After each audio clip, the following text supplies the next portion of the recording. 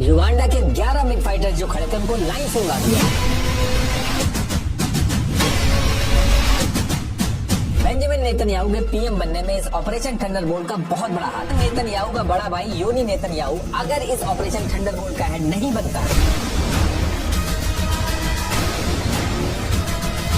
Female hijacker grenade और pistol लेके अचानक से उठती है प्लेन में। मोसाद ने फेक मर्सिडीज और लैंड रोवर बना के वहां पे उतार दिया।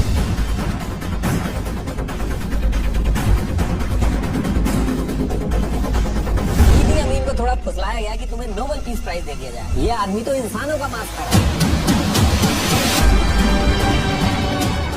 लेक विक्टोरिया में बड़े बड़े मगरमच्छ हैं, तो वहां मोसाद पहुंचेगा कैसे? 4000 किलोमीटर दूर अंडर द रडार जाके लाइट्स बंद करके 2 इंजन ऑफ करके ये सारे के सारे उतरते। पहले तो यहाँ से इजरायलियों को उठा के अलग करते।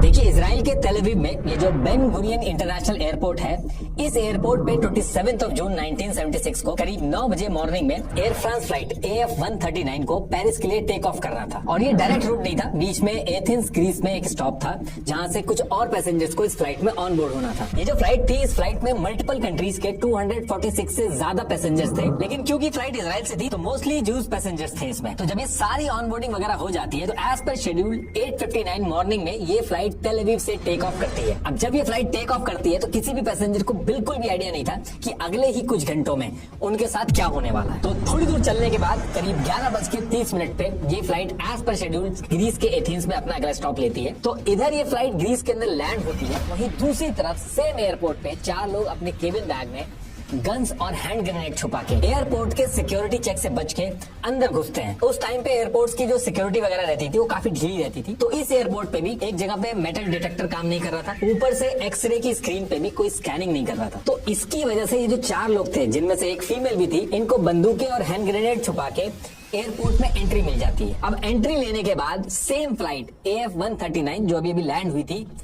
उसमें ये चारों एंट्री ले लेते हैं। और जितने टाइम ये फ्लाइट एयरपोर्ट पे रुकी उतने टाइम में 38 ट्रांजिट पैसेंजर्स इस फ्लाइट से उतरे और करीब 58 पैसेंजर्स इस फ्लाइट पे चढ़े। इन 58 में से ये 4 आतंकवादी भी थे जो इस फ्लाइट में चढ़ गए थे और थोड़ी देर बाद ही इस प्लेन को अभी हाईजैक करने वाले थे। ये 4 आतंकवादी जब इस प्लेन में घुसे थे तो एकदम नॉर्मल पैसेंजर की तरह 2 आतंकवादी फर्स्ट क्लास में जाके बैठ जाते हैं और 2 इकोनॉमी क्लास में जाके बैठ जाते हैं। तो अभी तक 12 बज चुके